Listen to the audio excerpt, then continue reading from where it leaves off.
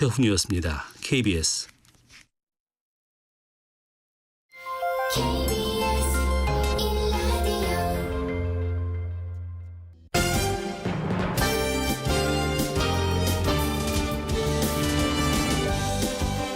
KBS 1라디오 KBS 1라디오 신성원의 오늘 세계는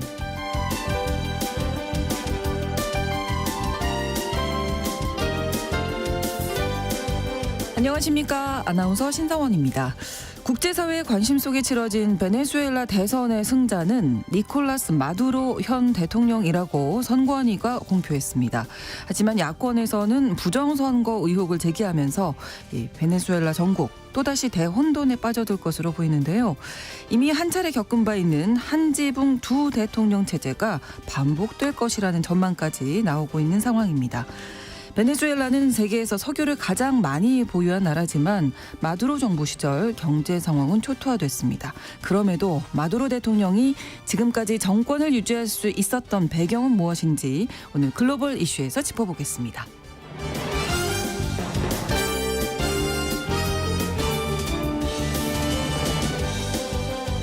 오늘 주목할 국제사회 뉴스 헤드라인 뉴스와 키워드로 정리해드립니다. 통신원 취재수첩은 영국 소식 준비하고 있는데요. 이달 초 보수당을 누르고 정권교체에 성공한 영국 정부가 심한 재정 압박으로 대규모의 공공부문 지출을 삭감하겠다 이렇게 밝혔습니다. 치솟는 물가로 고통받는 영국 서민들의 근심 더 깊어질 것 같은데요. 자세한 이야기 잠시 후 통신원 연결해서 알아보겠습니다. 7월 30일 화요일 KBS 1라디오 신성원의 오늘 세계는 시작합니다.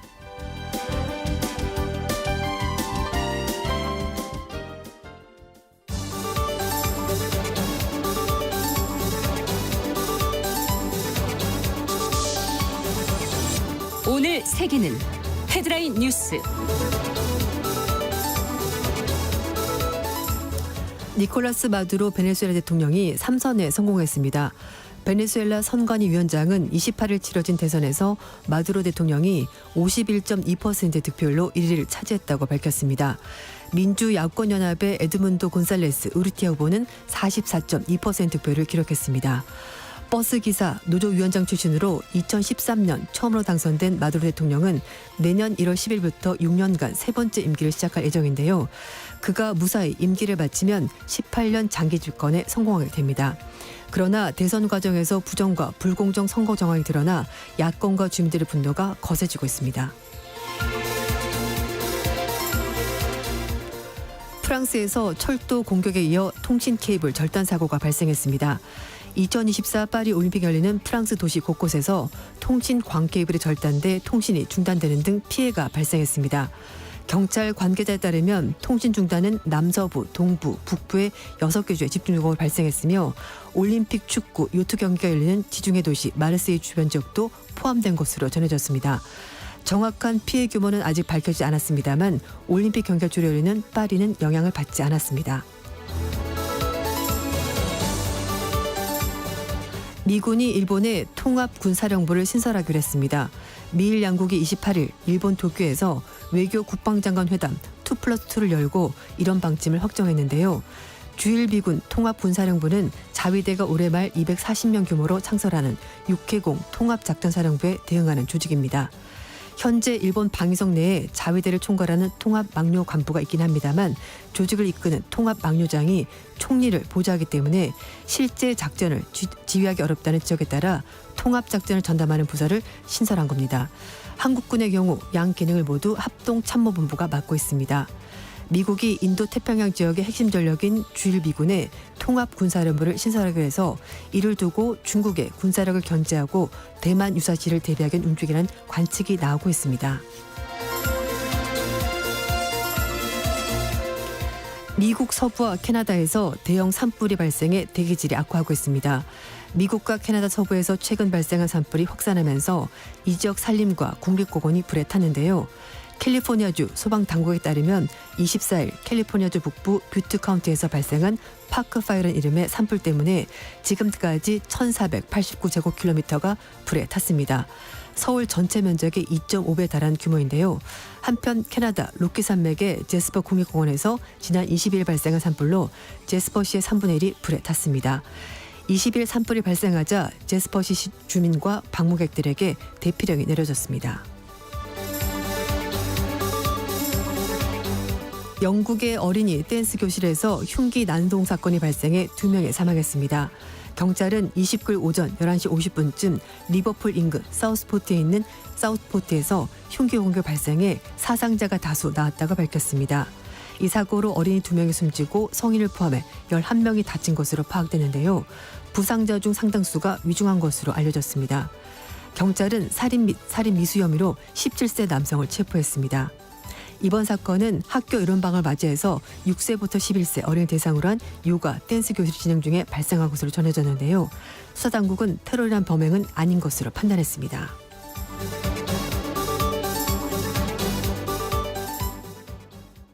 오늘의 헤드라인 뉴스 외신캐스터 조윤주 씨가 전해주셨습니다. 이번에는 키워드로 정리한 국제사회 소식 함께 살펴볼 텐데요. 첫 번째 키워드입니다. 걸핏하면 내 탓인가요? 네. 느낌표 두 개. 네. 뭐 억울한 부분이 없지 않아 있을 수 있긴 하겠습니다만 그러나 전적이 있기 때문에 이번에도 혹시 그가 한 게 아닐까라는 생각이 드는 건데요.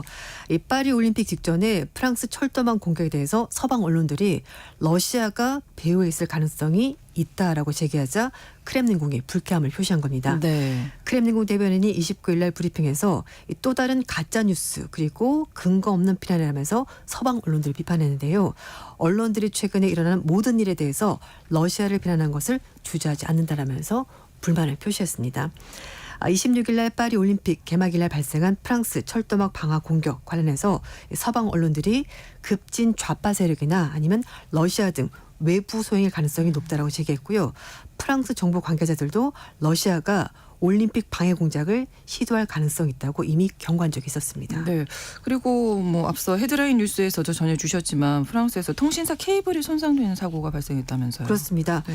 이 프랑스 경찰에 따르면 전국에 있는 6개 지역에서 여러 통신사의 광섬유 케이블이 손상됐다고 하는데요. 네.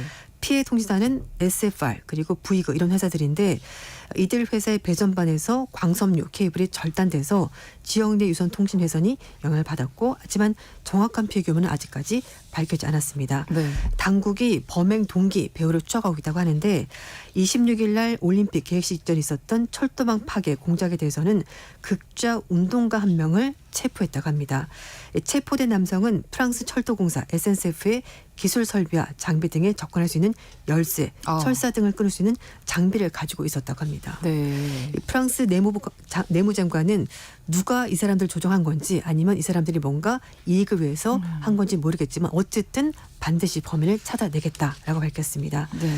이 올림픽 개막 전에 철도망 공격 때문에 프랑스 전역에서 고속열차, 떼제배가 대거 취소, 지연되는 사태가 벌어졌고요.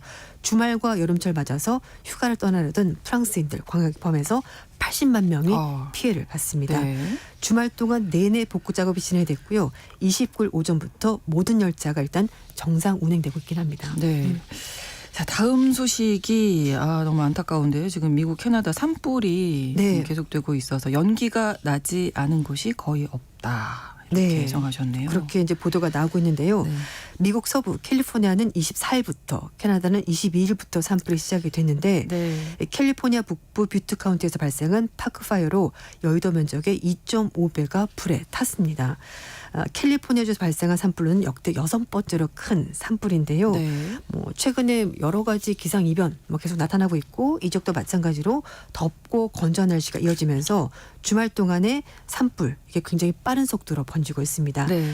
산불은 뷰트 그리고 플루마스, 샤스타, 테아마 이런 지역에 직접적 영향을 주고 있다고 하는데요.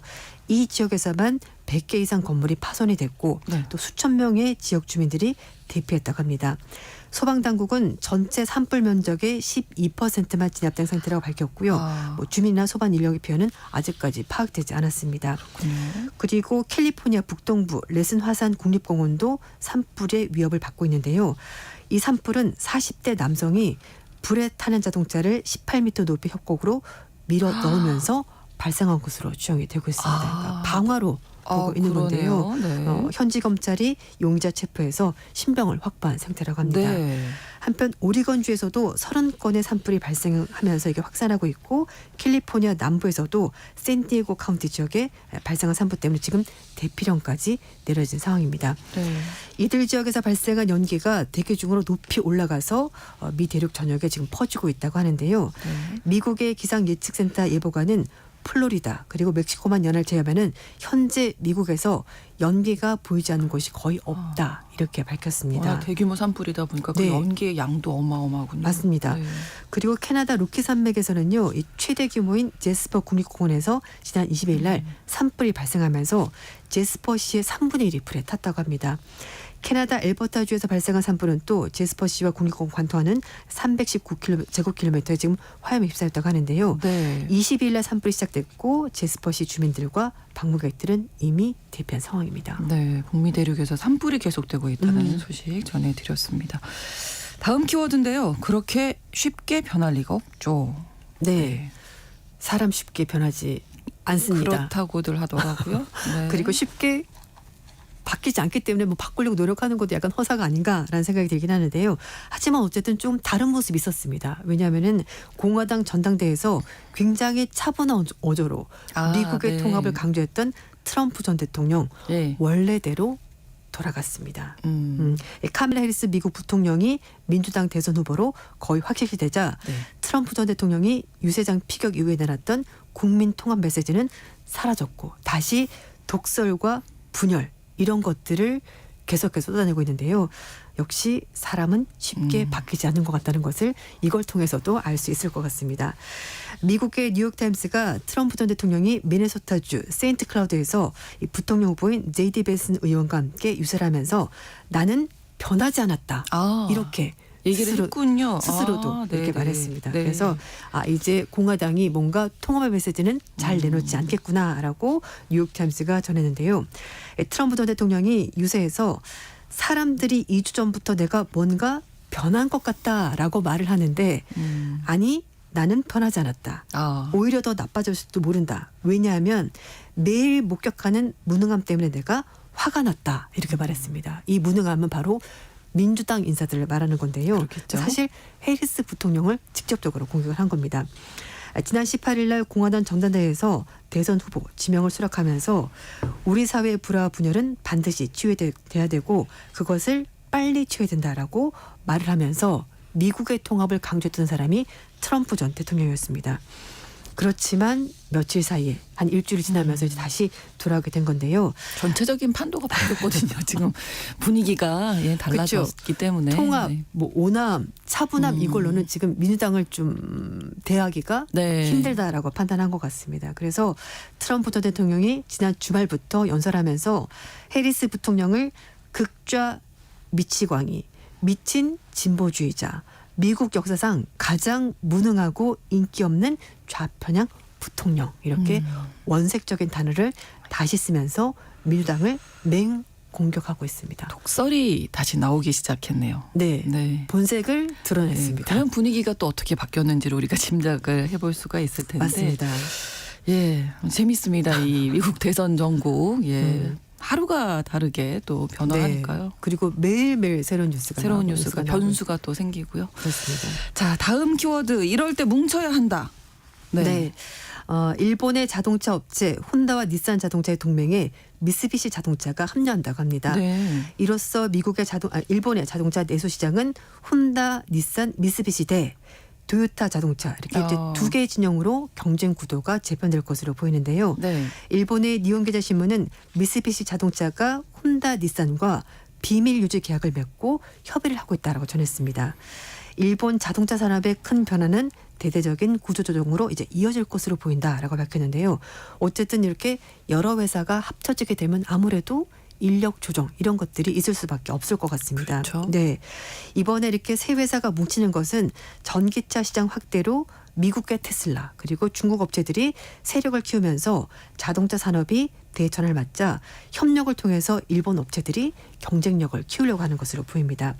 사실 일본 업체들은 지금까지 워낙 자동차 장인 자동차 하면은 일본 이렇게 그렇죠. 유명했었잖아요. 네, 그래서 네. 독자적인 정책을 기존 유지를 해왔었는데 네. 하지만 판도가 많이 바뀌었죠. 그렇죠. 전기차로 완전히 넘어갔습니다. 그래서 이 전기차와 소프트웨어 규모 확대가 필수적이다라고 일본 업체들이 판단했고요. 그래서 자국 업체들끼리 손을 잡고 공급망을 확대하는 것이 좋겠다라고 공감대를 이룬 겁니다. 그리고 또 다른 진영인 일본 1위 자동차 업체 도요타 자동차는 자회사인 다이하스 공을 비롯해서 스바루, 마쓰다, 스즈키 그리고 이런 회사들과 완성차 공급 기술 개발에 협력을 하고 있었다고 합니다. 이렇게 세 자동차 회사가 자동차 제어하는 소프트웨어를 공통화하고 경쟁을 가진 차종을 만들어서 OEM 방식으로 차량 생산을 논의할 것으로 보입니다. 네. 예, 아무래도 그리고 또 미국 대선 이후 그렇죠. 또 미리 계획하는 것이 아닌가 이런 생각도 드는데요. 대비하는 것이 아닌가. 네, 사실 뭐 지금 현재로서는 공화당이 될지 민주당이 될지 모르죠. 그렇죠. 근데 또 민주당은 전기 자동차를 강력히 밀고 있고 그렇죠. 또 트럼프 전 대통령은 반대죠. 휘발유 차량, 예. 픽업 트럭 이런 것들 얘기하기 때문에 사실 어떻게 될지 모릅니다. 그래서 혼다는 플러그인 하이브리드 차량과 픽업 트럭을 만들지 않고 있습니다. 그래서 여기가 약점이 되는 거죠. 그래서 이 분야에서 강점을 가지고 있는 미쓰비시 자동차가 OEM 통해서 상호 보완한다는 것이 이 회사들의 전략이고요. 네. 앞으로 두 회사가 소형 차량에 대해서도 협업을 모색할 가능성이 있습니다. 그리고 내연 기관 차량에 대해서 경력을 가지고 있는 일본 완성차 업체들도 전기차 전환에 뒤처진 상황이기 때문에 그래서 그렇죠. 혼다, 닛산, 미쓰비시가 손을 잡는 배경에 100년에 한 번 바뀌는 자동차 업계 대전에 대해서 일본 업체들이 위기감을 느꼈기 때문이라는 분석이 나오고 있습니다. 그리고 이제는 탈탄소를 지향하면서 이제 추가하면서 엔진차에서 전기차로 넘어가는 상황인데 여기서 중국이 아주 강력한 그렇죠. 네. 시장에 지배를 가진 회사가 된 겁니다. 거기에다가 일본 업계는 뒤처지고 있고요. 실제로 판매량도 확연하게 차이가 있는데요. 네. 전기차 세계 판매량에서 닛산이 14만 대, 혼다가 19,000대에 그쳤는데 미국의 테슬라 180만 대, 중국의 비아디가 157만 대를 팔았습니다. 아, 차이가 많네요. 네. 예. 그러니까 이런 이제 식으로 달라져야 된다. 맞아요. 예. 일본 자동차 업체들이 이렇게 힘을 합치는 것 같습니다. 맞습니다. 다음 키워드인데요. 여왕의 귀환이다. 예. 네. 김연아 선수가 돌아오는 건 아니고요. 네. 미국의 여자 체조 선수 마일스 선수가 네. 다시 돌아왔습니다. 셀럽들의 셀럽 이런 별명을 가지고 있는데요. 시몬 바일스가 파리 올림픽 체조 5관왕을 향한 첫 번째 도약을 성공적인 착지로 마무리했습니다. 네. 올림픽 여자 체조 전체 6개 종목 중에서 바일스가 결선 무대를 밟지 못한 것은 딱 한 종목밖에 없다고 하는데요. 네. 28일 날 프랑스 파리 메르시 아르나에서 열린 여자 단체전 예선 경기로 이번 올림픽 일정을 바일스가 시작을 했습니다. 올림픽 여자 체조 경기는 단체전 예선 때 각 선수가 남긴 성적을 바탕으로 해서 개인 종합과 띠틀, 마루운동, 평균대, 2단 평행봉 이렇게 해서 4개 종목의 결선 진출자를 가리게 되는 건데 네. 바일스는 띠틀과 마루운동은 1위 차지했고요. 네. 평균대는 2위로 예선을 통과했습니다. 네. 2단 평행봉 9위를 차지하면서 8명까지 가니까 네, 맞아요. 여기서 그래서 못 결선 갔거든요. 진출에 실패를 한 건데요. 일단 4개 종목 점수를 토대로 계산하는 개인 종합도 1위 그리고 미국 대표팀의 단체전 예선 성적도 1위를 차지했습니다. 사실 이 도쿄올림픽 메달 유망주였는데 기권 그러니까요. 네. 그때 좀 충격적이었잖아요. 그렇죠. 이렇게 잘한 선수가 왜라고 생각하셨는데요. 그 마일스의 발목을 잡은 것이 네. 트위스티스 그러니까 이렇게 공중 회전하면서 네. 몸을 이렇게 돌리는 건데 이게 부상 위험이 있는 동작이거든요. 그렇죠. 이거 두려움 때문에 착지를 잘못하면 맞아요. 큰 부상으로 이어질 수 있기 때문에 좀 무서울 것 같긴 해요. 맞아요. 그래서 이 보는 사람도 저게 과연 사람으로서 가능한 동작인가 할 정도로 굉장히 어려운 동작인데 바일스가 도쿄 올림픽 단체전 결선 도중에 네. 그때 기권 선언했습니다. 또 워낙 잘한 선수다 보니까 부담감도 컸고 그래서 이런 것들 때문에 좀 힘들었다라고 고충을 토로했는데요. 그렇군요. 여기에다가 정말 큰 사건이 있었습니다. 미국 여자 체조 대표팀 주치의가 성학대를 전례한 사건이 정말 터지면서 마일스가 2년 동안 대회 출전하지 않았고요. 네. 이때 심리적으로 굉장히 많이 흔들렸다고 해요. 그래서 심리상담 통해서 안정을 되찾고 그리고 나서 작년에 세계 선수권 대회에서 4관을 오르면서 다시 부활을 알렸습니다. 그리고 바일스가 선수 생활 공백기 동안에 미국 미식 프로 축구 리그의 선수인 도네스 오원스와 결혼하면서 또 조금 이제 안정감을 찾았겠네요. 맞아요. 그러면. 그렇겠습니다. 그리고 특히 이제 마일스가 무대에 나온다라고 했더니 셀럽들, 뭐 레이디 가가, 스눕독, 오. 아리아나 그란데, 존 레전드 이런 셀럽들이 네. 경기장을 직접 찾았고요. 그리고 영화배우 톰 크루즈도 직접 가서 마일스의 경기를 봤다고 합니다. 이 마일스 결선 경기 때는요. 이번 올림픽 최고 셀럽들을 평가받는 미국 프로농구 선수들도 볼 수 있을지 관심사라고 하는데요. 네. 12명 전원 소속된 이 소속의 연봉 총액이 5억 달러, 우리 돈으로 6,900억 원이 넘는 아. 남자 대표팀 선수들이 네. 이번 대를 목표로 금메달 외에도 올림픽 갔으니까 나 마일스 선수의 아, 그렇군요. 경기를 꼭 보고 싶다 이렇게 말할 정도로 굉장히 인기 있는 선수입니다. 네. 셀럽의 셀럽, 그렇군요. 연예인들의 네, 연예인 네. 뭐 이 정도가 되는 거죠. 어쨌든 뭐 이런 큰 어려움 어떤 역경을 네. 딛고 우리 선수들이 다시 좀 도전하고 극복하는 모습을 보면서 그래도 좀 많이 그렇죠. 자극이 되는 것 같습니다. 사실 뭐 예. 이렇게 올림픽에 나가는 선수들이 가진 부담감만큼 우리가 평상시 살면서 가질 일은 없잖아요. 그렇죠. 근데 이게 네. 또 개인적으로 보면 조그만 것도 크게 느껴질 때가 있는데 선수를 보면서 아유 그래 이 선수들은 아유, 그 부담감을 뚫고 일을 하는데 아유 네. 이 정도야 뭐 예, 맞아요. 이렇게 생각을 뭐 하게 된다는 금메달 거죠. 뭐 당연히 너무 좋은 거지만 그것만이 의미는 아니잖아요. 맞아요, 예. 맞습니다. 자, 다음 키워드 이제 빌려 쓰세요. 네. 뭘 빌려 쓰면 되나요? 컵을 이제 빌려 써야 될 것 같습니다. 아, 네. 대만의 음료 매장에서 9월 1일부터 일회용 플라스틱 컵을 쓸 수 없다고 합니다. 대만은 사실 관광도 많이 가시는데 덥다 보니까 음료를 많이 마시거든요. 이제 9월 1일부터는 플라스틱 컵을 쓸 수가 없습니다. 대만 환경부가 2022년 12월 타이페이를 시작으로 해서 점차 이 정책을 확대해서 이제 대만 전역에서 9월 1일부터는 일회용 플라스틱 컵을 쓸 수가 없다고 하는데요. 이렇게 전면 시행이 되면 1년 동안 일회용 플라스틱 컵을 7억 9천만 개 정도 줄일 수 있다고 하고요. 네. 하지만 종이 같은 다른 재질로 만들어진 일회용 컵은 계속 쓸 수가 있다고 합니다. 그래서 대만 환경부가 재사용 컵 대여 프로그램을 계속해서 확대하겠다고 밝혔는데요.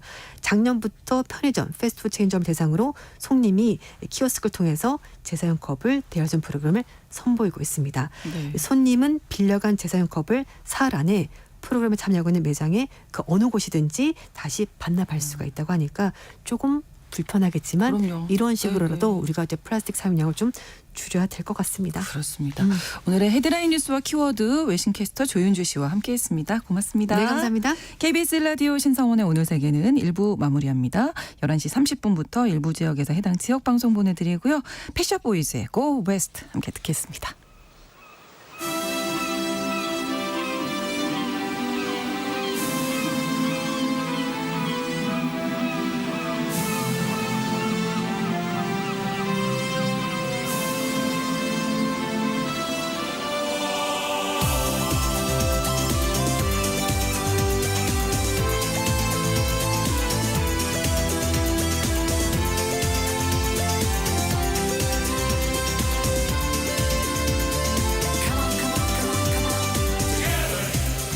We will go our way. Together. We will leave someday. Together. Your hand in my hand. Together. We will make our plans. Together. We will fly so high. Together. Tell all our friends goodbye. Together. We will start life new. Together. This is what we'll do. Life is peaceful there. In the open air. Where the skies are blue.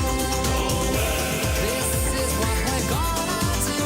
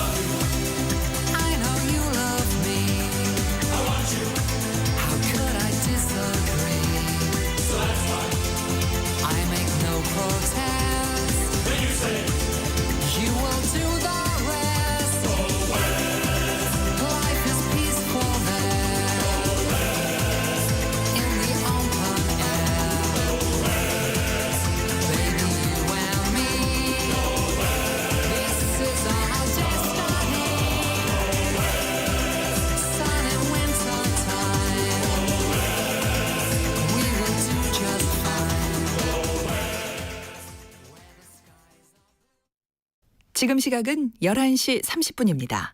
KBS Ladies and gentlemen. 국제사회의 다양한 뉴스를 한눈에 KBS 1라디오 신성원의 오늘 세계는 세계를 바로 보는 최소한의 투자입니다.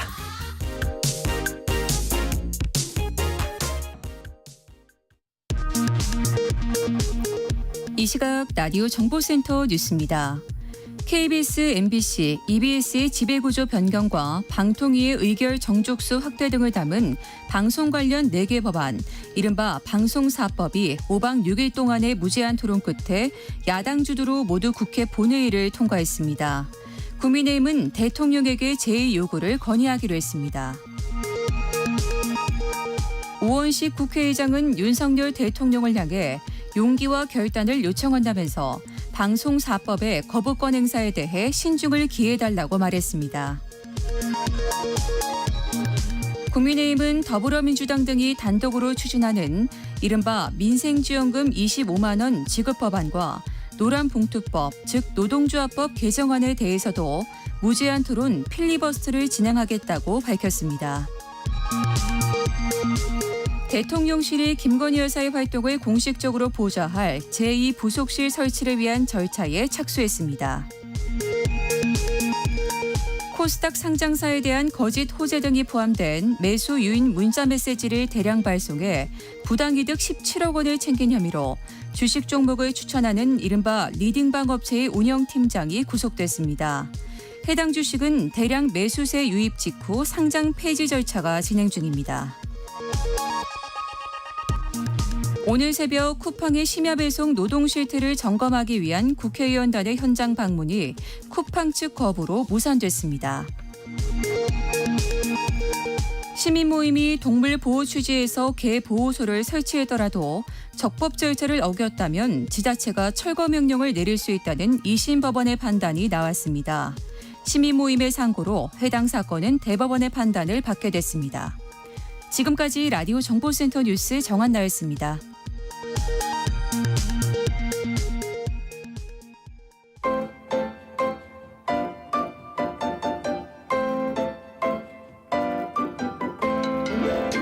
통신원 취재 수첩.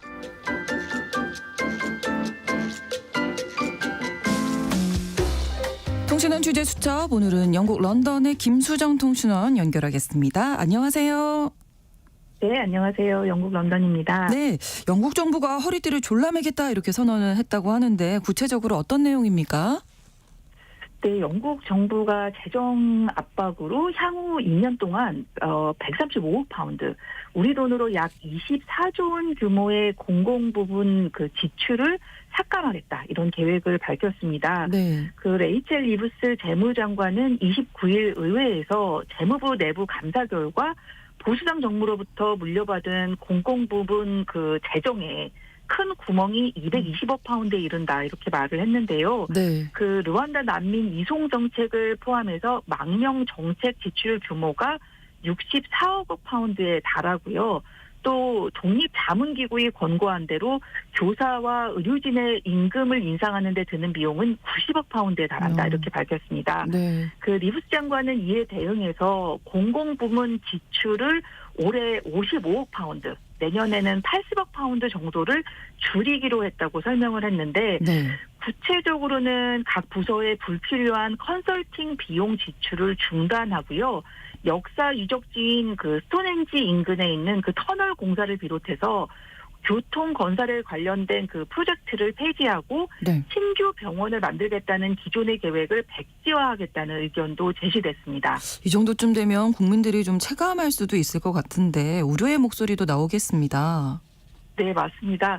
그 보수당 정부 시절 그 보리스 존슨 전 총리가 그 2030년까지 잉글랜드에 40개의 새로운 병원을 건설하겠다, 이런 계획을 내놨었고, 네. 여기에 드는 그 예상 비용을 그 222억 파운드를 책정했던 상태였는데, 그 그 현재 그 노동당 정부의 분석에 따르면 공공재정에 이미 큰 구멍이 났기 때문에 이런 거는 좀 현실적으로 이루어지기 어렵다 이런 입장입니다. 네. 그 대신 그 공공 부분에 대한 임금 인상안은 전면 수용하기로 했는데요.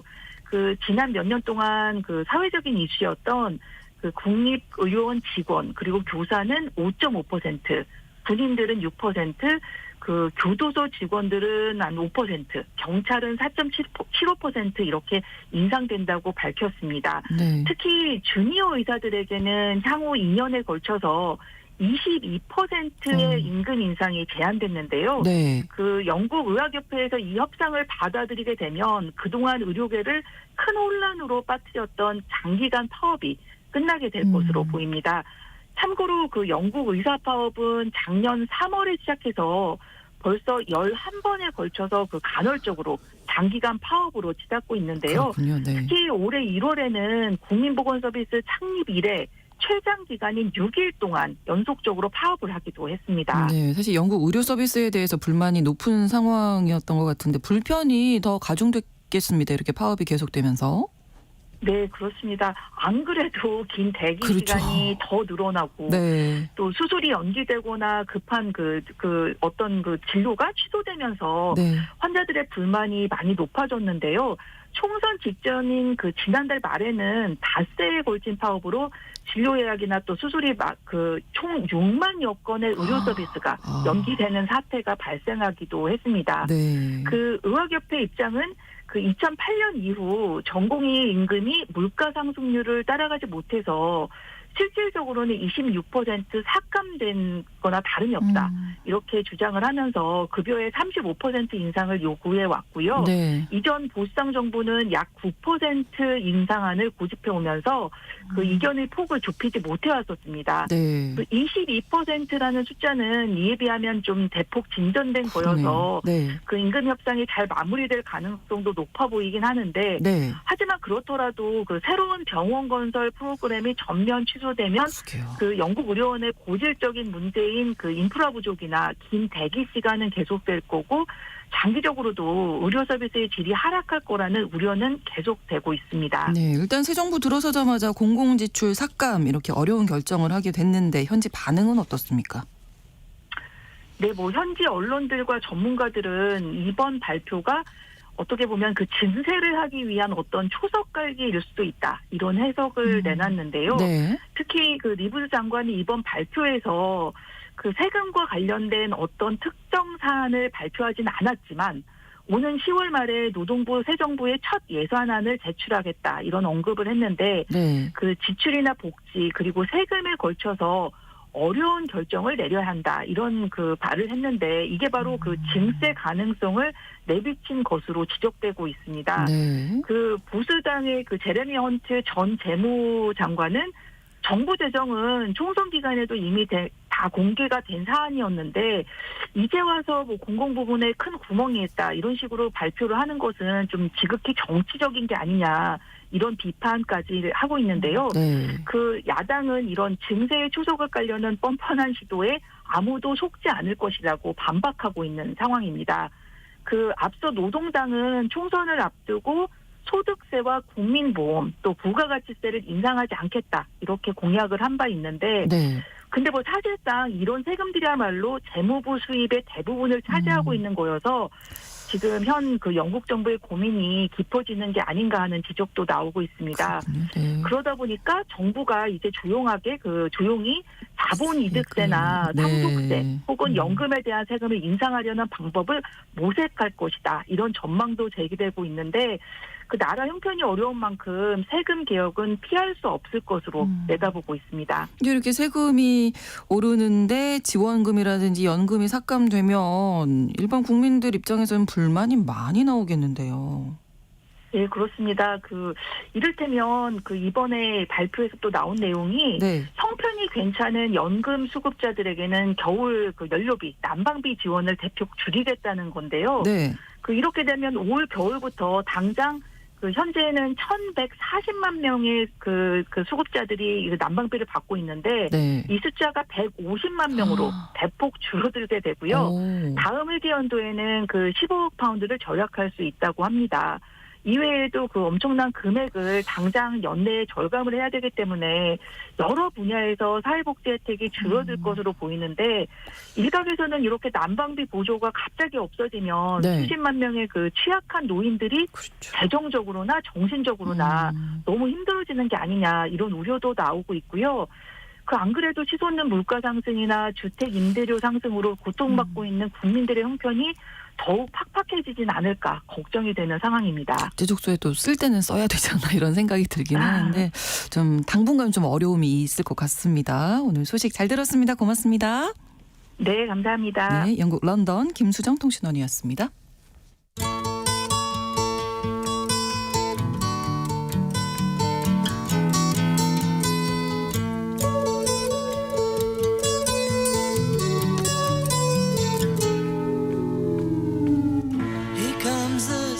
베네수엘라의 운명을 결정할 대통령 선거가 지난 28일에 치러졌습니다. 25년 만에 정권 교체가 이루어질 수 있을지 관심이 집중됐지만 선관위가 발표한 결과는 니콜라스 마두로 현 대통령의 승리였는데요.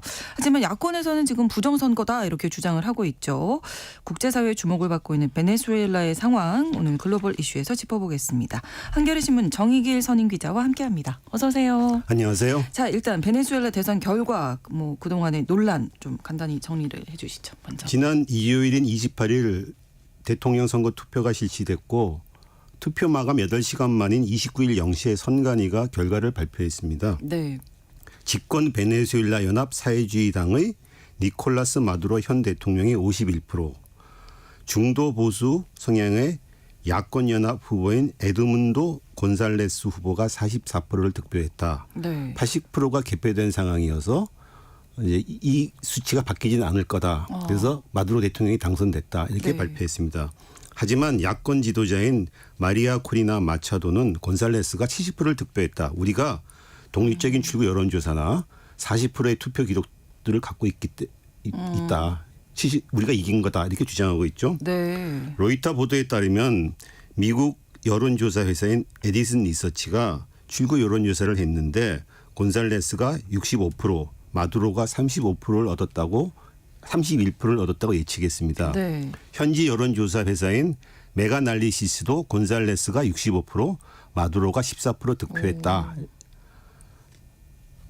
베네수엘라에서 출구 여론조사는 법적으로 금지돼서 이 여론조사는 비공식적으로 한 겁니다. 그렇군요. 어쨌든 야권은 선관위가 검증된 집계 결과를 내놓지 않고 있다고 주장하고 있고 선관위는 80%가 개표된 상황에서 선거 결과 시스템이 해킹 공격을 받았다. 수사를 의뢰했다.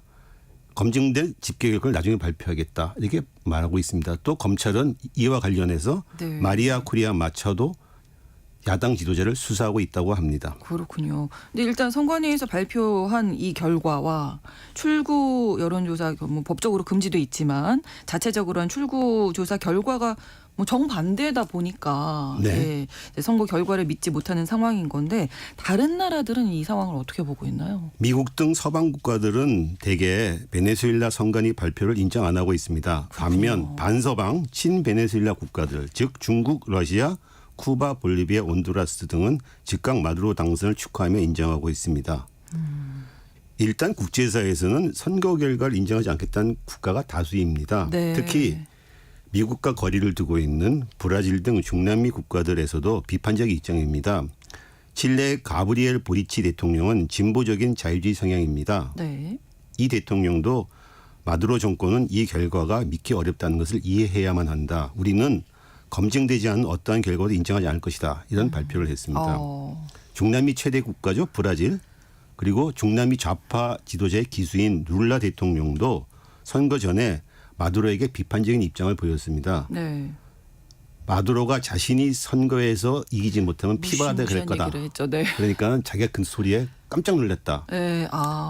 그래서 자기가 마두로에게 베네수엘라가 정상으로 돌아가는 유일한 기회는 폭넓게 존중받는 선거 과정을 갖는 것이다. 마두로는 민주적 과정을 존중해야만 한다라고 마두로에게 말했다고 합니다. 네. 룰라조차도 마두로에게 비판적이라는 거죠. 그러네요. 어쨌든 간에 마두로 정부와 야권이 이번 선거 결과를 놓고 타협하기는 좀 어려울 것 같습니다. 2018년에도 선거 부정을 둘러싸고 대통령이 2명이나 나타난 사태가 벌어졌기 때문입니다. 네. 이번에도 예. 그런 사태가 재현되지 않겠나 우려됩니다. 네. 2018년의 그 상황도 함께 좀 짚어볼까요? 어떤 일이 있었던 건가요? 2018년 5월에 대선이 치러졌습니다. 마두로가 재선에 도전했습니다. 그런데 마두로가 67%, 네. 야권의 두 후보가 각각 20%, 10%를 얻었다. 10% 이렇게 60%. 그래서 마두로가 재선이 됐다 발표가 됐는데 즉각 야권에서는 못 믿겠다. 부정선거다 얘기를 했습니다. 네. 미국이나 서방 국가도 이 선거 결과를 받지 않았습니다. 그래서 2019년 1월 마두로 대통령 취임에 맞춰서 의회에서 네. 당시 의회는 야당이 다수였습니다. 마두로의 선거 결과를 인정하지 무효화하고 의회 의장인 후안 과이도를 대통령 대행으로 선포했습니다. 국제사회에서 미국 등 서방 60개 국가는 네. 과이도가 정식 대통령이다 인정하고 네. 베네수엘라의 마두로 정권을 지지하는 중국, 러시아 등 20개 국가는 마두로가 대통령이다 하는 이런 사태가 벌어졌습니다. 예. 3년 동안 진행됐습니다. 이런 사태가. 대통령 2명으로요. 사실상 말만 2명이었고 네. 마두로가 군부, 행정부 다 장악하고 장악하고 있어 있었겠죠? 통치는 네. 마두로가 했죠. 명목부인 대통령이었죠. 어쨌든 간에 2022년 12월까지 이런 사태가 지속됐는데 네. 2022년 12월에 야권도 이 명목부인 임시정부를 해체했습니다. 왜? 계속 이런 사태로 가다가 이번 대선에 참가를 못하게 되니까는 일단 선거 결과를 인정하고 이번 선거에 참가하기 위해서 임시정부를 해체한 거죠. 네. 근데 베네수엘라 이번에도 또 그런 상황이 발생할 가능성이 크죠. 그렇죠. 왜 그런 거예요? 베네수엘라에서는? 그 뿌리는 2000년부터 시작된 우고 차베스 전 대통령에서 찾을 수 있을 것 같습니다. 네. 차베스는 원래 사회주의 성향의 군인이었습니다. 중남미 전체가 미국의 영향권 아래에 있는 정치인이나 재벌들이 좌지우지한다. 그래서 반미 사회주의 운동을 벌여야 된다. 혁명 볼리비아 200이라는 운동을 조직했다가 1992년에 쿠데타까지 일으켰습니다. 네. 체포됐습니다. 실패해서. 추록한 뒤인 1998년 대선에 출마해서 당선됐습니다. 2014년 3월 암으로 죽을 때까지 집권했습니다. 네. 집권 동안 그는 베네수엘라의 극심한 빈부격차를 해결하기 위해 빈민층에 대한 복지를 확대했고 서민층으로부터 많은 인기를 얻었습니다. 베네수엘라의 최대 자원인 석유를 국유화해서 네. 거기에 나온 재원으로 빈민층 복지를 확대하고 중남미 사회주의 운동을 지원했습니다. 그렇군요. 운도 좋았어요. 집권과 함께 전 세계적인 원자재 붐이 일어서 석유값이 올랐습니다. 또 중국이 베네수엘라의 석유나 중남미 자원을 많이 사줬습니다. 네. 그래서 서방이 독점하고 있던 판매로를 다변화할 수 있었습니다. 석유 자원을 국유화해도 미국의 압력이 버틸 수 있었던 거죠. 그러네요. 네. 그렇기 때문에 미국이나 서방에서는 마두로가 눈에 가시 같았고 그러다가 결국은 2002년 4월에 쿠데타까지 일어났습니다. 네. 차베스가 40시간 동안 연금됐습니다. 그래서 실각하는 듯 했는데 차베스를 지지하는 시민들이 나서서 시위를 일으켰죠. 그래서 다시 복권돼서 권력을 더 다졌습니다. 네. 그 이후 차베스주의라고 하는 그의 독특한 좌파 포퓰리즘 사회주의가 더욱 굳어졌습니다. 그렇군요. 그래서 한때 21세기 사회주의 기수다 이런 평가까지 받았습니다. 네, 국민들에게는 뭐 쿠데타가 일어날 정도로 시위가 일어날 정도로 아주 인기가 많았는데 그 이후의 상황은 어떻게 진행됩니까? 차베스가 인기가 높았는데 그래서 이런 그 인기가 사실 반미적 노선도 어느 정도 작용을 한 거고요. 네, 네, 그렇죠. 그러니까 미국은 2005년부터 베네수엘라에 경제 제재를 가하기 시작했습니다. 그리고 2008년에 전 세계적인 금융위기로 석유값이 폭락을 하면서 차베스 정권도 공경에 처하기 시작했습니다. 석유가 중요했는데요. 그렇죠. 그렇죠. 미국은 처음에 인권 침해, 마약 단속 등을 명목으로 제재를 가하기 시작했다가 점점 강도를 높여왔습니다. 그리고 특히 2019년 베네수엘라 앞서 말했던 베네수엘라 대통령직 위기 때는 베네수엘라 석유를 못 팔게 했습니다. 석유 금수 조치를 내려버렸습니다. 극약 처방을 내린 거죠. 그러면은 그때부터 뭐 경제 안 좋아졌겠군요. 이미 근데 차베스 죽기 전부터 베네수엘라가 미국의 제재로 석유 개발에 대한 투자를 못 해가지고 석유 생산량도 감축한 데다 석유값이 하락했습니다. 네. 그러니까 재정 위기가 사실 시작됐었죠. 그렇군요. 차베스가 죽고 나서 마두로가 첫 번째 대선인 2014년 때 네. 1.2% 정도로 간신히 당선됐습니다. 그걸 보면은 차베스 이후에 정권 이제 사회주의 정권이 인기가 많이 떨어진 거죠. 그렇죠. 어쨌든 간에 2019년 대선에서 부정선거 논란이 일어나면서 결정적으로 이제 베네수엘라 경제가 망가지기 시작한 거죠.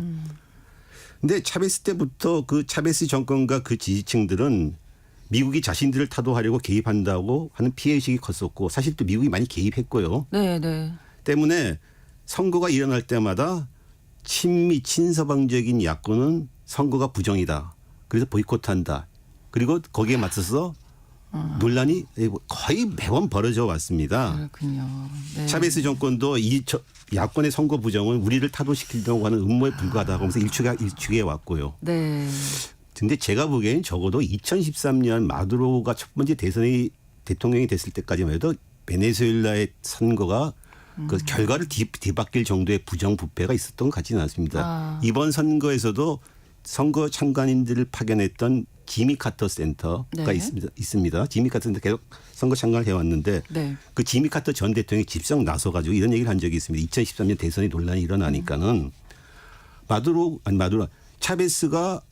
차베스의 모든 방법에 난 동의하지는 않지만 그가 베네수엘라 국민들을 위해서 헌신적으로 일했고 국민 민복을 높였던 걸 인정한다. 네. 그리고 베네수엘라 선거 시스템이 공정하고 깨끗했다. 우리가 보기에. 그러니까 문제가 없다. 그러니까 적어도 2014년 대선 때까지는 결과를 뒤바꿀 만한 그런 부정부패는 아니었는데 이제 야당이 계속 문제를 제기하면서 이제 이 양치기 소년처럼 이제 문제가 번져 나가기 시작한 것 같습니다. 네. 그리고 베네수엘라 마두로 대통령 임기 중에 국가적으로 뭐 경제적으로도 그렇고 어려움에 처하다 보니까 아무래도 지지도도 좀 낮아졌겠죠. 맞습니다. 네. 어쨌든 간에 대통령직 위기와 제재가 겹친 2019년에는 인플레이션이 무려 40만 %가 됐습니다. 이거 뭐 40만 %는 상상이 안 가는데요. 상상이 안 가죠. 네. 완전히 경제가 붕괴된 거죠. 그 때문에 그 이후 국내 총생산이 70%나 감소했습니다. 65%의 주민들이 한 달에 $100 미만을 법니다. 그렇군요. 돈줄이 끊긴 마두로 정부가 지지층 즉 빈민층 복지를 위해서 네. 돈을 무한정 찍어내면서 이런 사태가 벌어지게 된 거죠. 네, 네. 또 약 770만의 주민 인구의 4분의 1이 베네수엘라를 떠났습니다. 먹고 살려고 해외에 나간 거죠. 뭐 불법 네. 이주로 막 나간 겁니다. 2019년 대통령 위기 이전에 의회 선거에서 야당이 다수 의석을 차지했습니다. 그러니까 지지율이 떨어진 건 사실이죠. 그렇죠. 이번 대선에서도 원래 애초에 야권 후보는 마리아 코리나 마차도라는 여성 후보였습니다. 야권 후보 단일화 경선에서 90% 지지를 얻었는데 선관위가 이걸 받아주지 않았습니다. 후보로. 그래서 마차도가 그럼 나 대신 다른 사람을 지명했는데 그것도 안 받아줬습니다. 그 사람도. 그래서 막판에 이번에 외교관 출신인 곤살레스가 야권 후보로 등록을 해서 이번 대선을 후보로 뛴 거죠. 네. 이렇게 안 좋은 상황이니까 뭐 정권이 유지되기가 힘들었을 것 같습니다. 네. 그런데 다른 나라 같으면 이 정도가 되면 정권이 붕괴돼야 되는데 베네수엘라의 특수성이 있습니다. 아까 말했던 차베스 이후에 네. 미국의 그 제재 문제 이런 것이 겹치면서 지지층이 오히려 더 똘똘 뭉쳐가지고 이거는 미국 때문에 그리고 미국의 종속된 야권 때문이다. 그래서 이제 모든 주장들이 일축하게 나온 거죠. 또 빈민층들이 복지를 혜택을 받고 있는 빈민층들이 지지층 견고한 데다가 네. 법원, 군부, 석유회사, 행정부들도 모두 차베스 유지자로 채워져 있기 때문에 통치력을 유지해 온 거죠. 네. 지금 그러면 베네수엘라 위기 어려움 정말 그 미국의 어떤 제재 때문에 생기는 거라고 보세요? 일단 그 미국의 제재 효과가 큰 거죠. 석유값 베네수엘라 대외 수입의 90%가 석유 판매로 나오는데 네. 이걸 못 하고 있습니다. 지금 그렇죠. 20년 전에는 하루에 350만 배럴을 생산했었는데 지금 100만 배럴밖에 생산을 못 합니다. 네, 네. 거기다가 석유값도 떨어지고 암 시장에 팔아야 되기 때문에 절반값도 못 받고 있는 거죠. 네. 또 하나는 차베스 이후에 시절 좋을 적에 이 돈으로 석유 개발이나 다른 사람을 육성했어야 되는데 그걸 못했습니다. 네. 물론 그때부터 미국의 제재가 있어서 한계가 있긴 했었죠. 이런 두 가지가 겹쳤습니다. 최근에 미국 워싱턴 포스트는 네.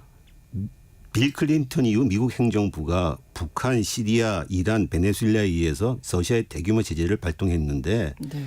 이게 의도했던 정권 교체는 안 되고 오히려 반미의식을 고취하고 그 국민들의 고통만 가중시킨다. 뭔가 좀 문제가 있지 않느냐 이런 보도를 한 적이 있습니다. 네. 미국이 왜 이렇게 베네수엘라를 이렇게 제재하고 압박할까요? 가장 크게 일단 베네수엘라 석유죠. 베네수엘라는 현존 확인된 매장량으로만 세계 최대입니다. 그러니까요. 원래는 서방의 석유 메이저들이 이 이권을 독점했었는데 차베스 이후에 국유화되면서 이걸 뺏겼죠. 다시 되찾으려고 하는 경향이 있죠. 또 하나는 베네수엘라가는 지정학적 중요성입니다. 네. 중남미는 미국의 뒷마당이란 말이 있습니다. 미국의 배타적 영향권인데 그중에서도 베네수엘라, 콜롬비아, 멕시코, 이 카리브해 연안에 있는 국가들은 네. 미국의 입장에 더 중요합니다. 그 아마존강 이남 지역은 미국의 어떤 그 무슨 사태가 번져도 미국에 큰 영향을 못 미치는데 여기에 그렇죠. 베네수엘라 등 카리브해 주변 지역들은 당장 영향을 미치게 됩니다. 네. 마약 문제에서 잘 드러나죠. 콜롬비아, 베네수엘라 마약 문제가 미국 시장 전혀 휩쓸고 있지 않습니다. 그렇습니다. 미국의 쿠바 사회주의 정권을 60년 동안 봉쇄한 것도 같은 이유이고요. 네. 그럼 그 마두로 대통령은 뭐 물러날 생각이 없는 것 같고 전체적으로 이런 혼란스러운 상황이 앞으로 조금 계속 되겠습니다. 그렇죠. 미국도 마두로 정권을 선거 영향을 인정 않겠지만 그렇다고 해서 무리하게 밀어붙여가지고 네. 대혼란을 자아내기엔 지금 우크라이나 전쟁도 있고 가자 전쟁도 있습니다. 그렇죠. 또 바이든 행정부가 내임덕 상황입니다. 네. 브라질도 미국에는 비판적이거나 미국이 적극적으로 개입하는 것에 대해서는 별로 바라지가 않습니다. 네. 불행하지만 이런 교착과 혼란이 지속될 것으로 보입니다. 네. 미국 대선 이후에는 어떤 타협점이 나올까 한번 생각해 봐야 될 것 같네요. 네. 그럼 그 이후의 상황을 좀 지켜봐야 되고 마두로 정권도 물러설 생각은 전혀 없는 거죠. 상황이고 그렇습니다. 글로벌 이슈에서 오늘 베네수엘라의 대선 결과 그리고 그에 따른 혼란한 상황에 대해서 짚어봤습니다. 한겨레 신문 정혜길 선임 기자와 함께했습니다. 고맙습니다. 감사합니다. KBS 라디오 신성원의 오늘 세계는 마치겠습니다. 저는 내일 오전 11시 5분에 다시 뵙겠습니다. 고맙습니다.